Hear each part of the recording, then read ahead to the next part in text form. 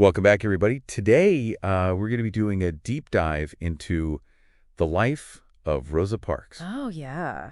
And I think a lot of people, when they hear that name, they immediately think about, the bus refusing to give up her seat. Yeah, the iconic moment The iconic moment. on the bus, yeah. But, what led up to that? What kind of life did she live that brought her to make that very pivotal decision? And so we're going to try to kind of uncover some of that today and have her autobiography, Rosa Parks, My Story, right here. Yeah, that's a fantastic primary source. Yeah, and so we're going to use this to kind of dig into her life a little bit. So she was born in Tuskegee, Alabama in 1913 and raised in Pine Level, Alabama by her mother and grandparents. Wow, so really in the heart of the Jim Crow South at that time. Oh, absolutely. Yeah. And so you can imagine what kind of, atmosphere that must have been at the time. Yeah, I mean, thinking about the Deep South in the early 1900s, it must have been a very different world than what we experience today. Yeah, and when she was just 10 years old, there was an incident where a white boy threatened to hit her. Oh. And she actually picked up a brick really? and stood her ground. Wow. Now, At 10 years old. 10 years old. Yeah. But then her grandmother actually scolded her. Really? Yeah, saying you have to learn that white folks are white. Wow, it's just such an interesting... It's insightful, Yeah. but it's also really sad that that was the reality Yeah. at the time. The fear that was instilled, Yeah. in Black people. It wasn't just about social norms. It was about survival. Right. you had to act a certain way to stay safe. Right. And she also talks about, walking to school, her segregated school, while white children were throwing trash at her from their school bus. Oh, wow. So, I mean, just imagine having to face those kinds of daily reminders of your, so-called place in society from such a young age. And it's so interesting because later she actually worked at Maxwell Air Force Base.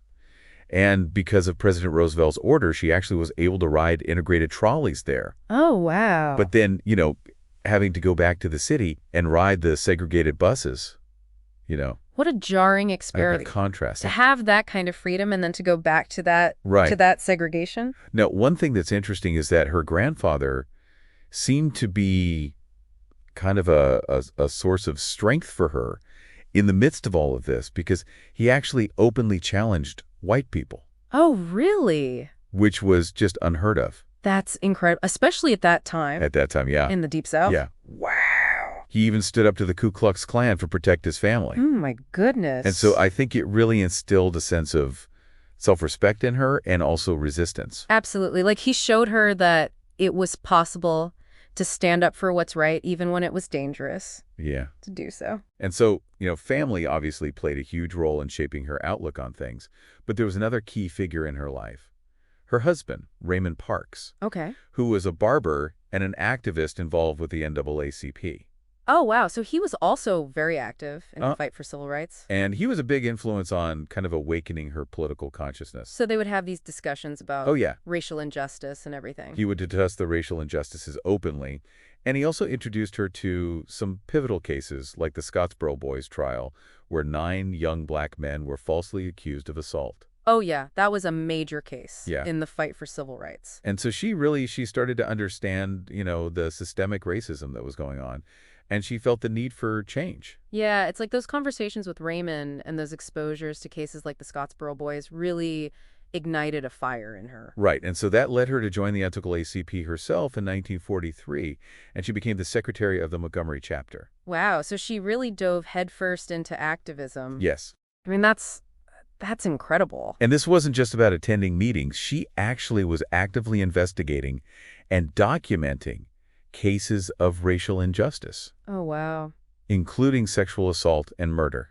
That must have been incredibly dangerous work, especially in the Deep South at that time. Oh, it was very dangerous work. And it's just amazing because this was all happening decades before the major victories of the civil rights movement. Right. They were really pioneers laying the groundwork Yeah. for the progress that was to come. For the progress to come. And facing so much danger and opposition in the process. Yeah.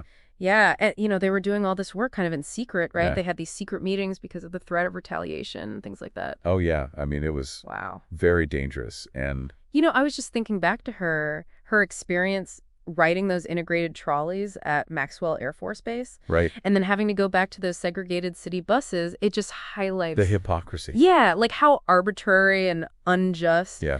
those segregation laws really were. And so then all of this is going on, and then comes this pivotal moment, December 1st, 1955, Yeah. the day she refused to give up her seat on the bus. Which, of course, became a catalyst for the Montgomery Bus Boycott and a real turning point in the Yeah. civil rights movement. And, a lot of people say, oh, well, she was just tired. And she even has that famous quote, the only tired I was tired of giving in. Right, right. But, she wasn't just tired physically. No, it was a very deliberate act of resistance. Yeah. And, it was a decision she made very carefully in collaboration Yeah. with other activists. Yeah. And, think about the courage it took Oh, to stand up to those laws at the time. I mean, this was a time when, lynchings were still a horrific reality and Black lives were constantly under threat. Right. I mean, just being arrested and taken to jail could have been a terrifying ordeal.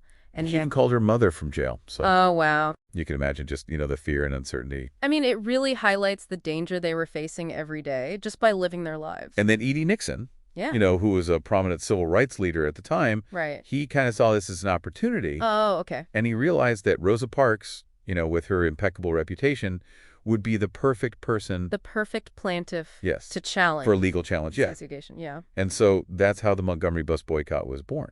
Wow, which lasted for over a year. Right? Over a year, yeah. I mean, think about that. Black residents refusing to ride the city buses, demanding an end to segregation. It's just incredible. And how did they organize and sustain such a powerful movement for so long? I mean, well, the Black churches played a huge role, providing not just spiritual support, but also logistical resources, meeting spaces, Right. And then the Montgomery Improvement Association, the MIA, was formed to coordinate the boycott.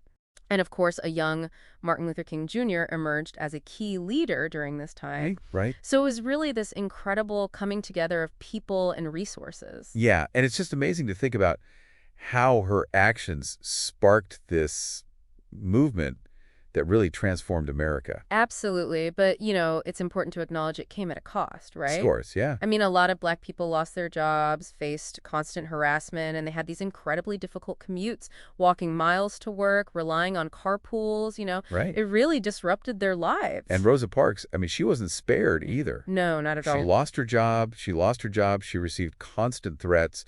And eventually, Detroit? yeah, in 1957, she had to move to Detroit To escape the South. to escape the dangers of the South. But even in Detroit, she continued, fighting for justice. Absolutely. Her commitment never wavered. Yeah, and she worked with Congressman John Conyers. Oh, wow. And they advocated for civil rights and social justice on a national scale. So they weren't just focused on overturning segregation laws. Right. They were working on things like fair housing, equal employment opportunities, Right. and voting rights, things that are still relevant today. Yeah, it's like she saw, kind of the bigger picture. Absolutely. And their partnership with Conyers is a great example of how local activism can really have a national impact. Yeah. Using their positions to amplify the voices of marginalized communities and pushing for change. Right. And speaking of that, we have our podcast here, Think and Act Locally. And it might just be a small local podcast, but, we're trying to empower residents here to create positive change in our community. Yeah, and sometimes those local efforts Right. can have those ripple effects that reach far beyond Yeah. your immediate surroundings. Absolutely. And Rosa Parks received many accolades throughout her life. Oh, I'm sure. The Congressional Gold Medal, But she wasn't one to just rest on her laurels, was she? No. She was a woman of action. Yes. And she and Raymond established the Rosa and Raymond Parks Institute for Self-Development, oh, wow. which focused on empowering youth through education, leadership training, That's fantastic. and community engagement. Yeah, equipping future generations to continue that fight Right. for justice. Yeah, beautiful legacy. It is. It really is. It reminds us that change is a marathon, not a sprint. Right. And speaking of legacies, we tend to think of Rosa Parks and the civil rights movement, but there's a bigger message there, isn't there? Yeah, it's a story about courage and resilience and how one person can spark a movement. Yeah. But it's also a story about challenging the status quo and not accepting limitations and fighting for what's right no matter what. Right, and refusing to be defined by the constraints placed on her Right. by society. She stood up for her own dignity and the dignity of her community. And that's a message that I think transcends race and speaks to all of us. Yeah, it's really a call to action for all of us. Right. What can we learn from Rosa Parks' life and activism that we can apply today? It's about, recognizing injustice wherever you see it, even in small forms. I mean, think about it, refusing to give up her seat. Right. It seems like a small thing, but it had monumental consequences. Yeah. And we all have a part to play in creating a more just and equitable world. Yeah, and I think, it's easy to get overwhelmed by the big picture, right? Yeah, But her story shows us that our individual actions can make a difference. absolutely. And it's not always about grand gestures. It's about how we treat each other and how we engage in our communities. Right, exactly. And, also the power of collective action. Right. Like the Montgomery Bus Boycott. It wouldn't have happened Right. if thousands of people hadn't come together. Right. I mean, we can achieve amazing things Yeah. when we work together toward a common goal. And here in Deer Park, LaPorte, and Pasadena, that message really resonates, right? Yeah. Think about what we can do when we come together and address these issues that matter to us, whether it's, advocating for better schools or supporting local businesses or protecting our environment. We can really create change when we work together. Yeah, it's really inspiring to see that spirit of community, Yeah. engagement in action, and, looking to Rosa Parks for inspiration. We got to remember that progress takes time and perseverance, Right? and a willingness to keep pushing forward. It's a marathon, not a sprint. Exact. Yeah. Yeah, And the fight for civil rights, it was a long and challenging journey. it was. But those activists, they never gave up hope. Right. They understood that change doesn't happen overnight. Right. And they just kept fighting for a better future. And that's something we can all learn from, right? Absolutely. When we face challenges, whether in our own lives or in our communities, we can't let it discourage us. Exactly. I mean, we may not always see immediate results, Right. but we can't let that stop us from doing what's right. Right. Every step we take, every voice we raise, it all contributes to building a more just and equitable world. Absolutely. So as we wrap up this deep dive into the life of Rosa Parks, let's take her message of courage and resilience and the power of collective action with us. Yes. And, challenge injustice wherever we see it, Yeah. support each other, Mm-hmm. and never give up hope. That's right. And if you're inspired to get involved to make a difference here in Deer Park, LaPorte, or Pasadena, check out Think and Act locally to find out how you can contribute to building a stronger, more vibrant community. Yeah, it's been great talking about her today. Thank you for joining us on this deep dive, and we hope you'll join us next time for another insightful exploration of a topic that matters. And remember, even small acts of courage and compassion can have a ripple effect that extends far beyond our immediate surroundings. So we encourage you to think about how you can contribute to building a better future. What injustices do you see in your own community? What actions can you take, both big and small, to create positive change? How could you work with others to make a lasting impact? If you find value in our show, please support us at thinkandactlocally.com/donate. Link in show notes.